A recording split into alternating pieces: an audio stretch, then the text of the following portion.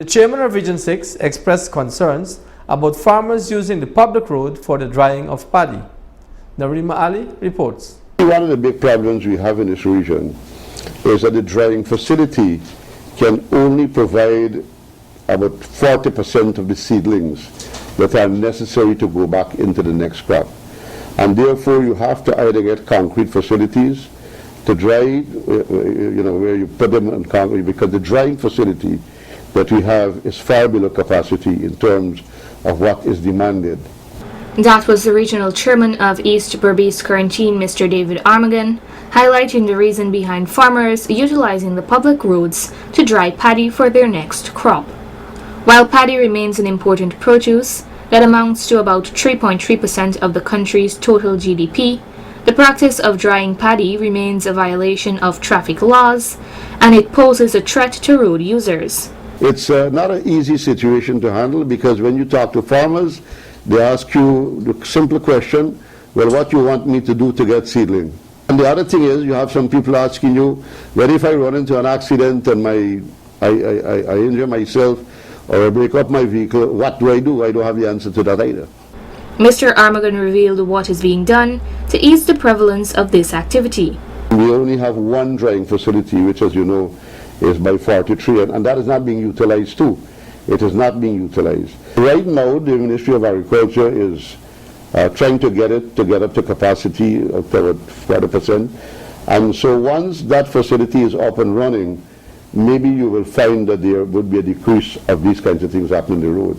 But we have to be able to provide a facility for farmers. I mean, at the end of the day, rice is important for the economy, and rice is important for our survival.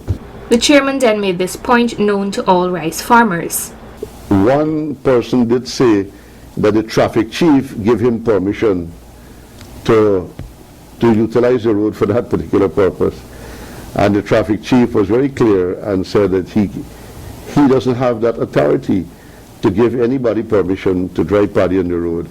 Neither does he have the authority to give anybody permission to drive a combine on the road. The transport of agricultural machinery should be done as prescribed to ensure that the public roads are not damaged. When it comes to the movement of combine and driving on the road, I mean, that's one of the things we are totally against, because that could lead to damage of the road. All they need to do is to take a low bed.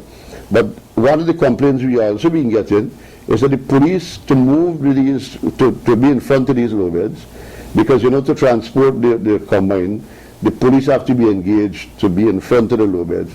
And they have been charging the people. I don't know how true that is, but if that is true, that's bad. The police should not be charging people to transport their combine by way of a low bed. That itself is illegal. He then firmly stated, police have been advised that the law has to take its course. I mean, my position and our position here in the region is that the law is the law, and whatever is the law, the police got to be able to apply the law, and we have to deal with it. We have to be able to support the police in making sure that the people abide by the law. In Region 6, this is a common sight after the harvest period.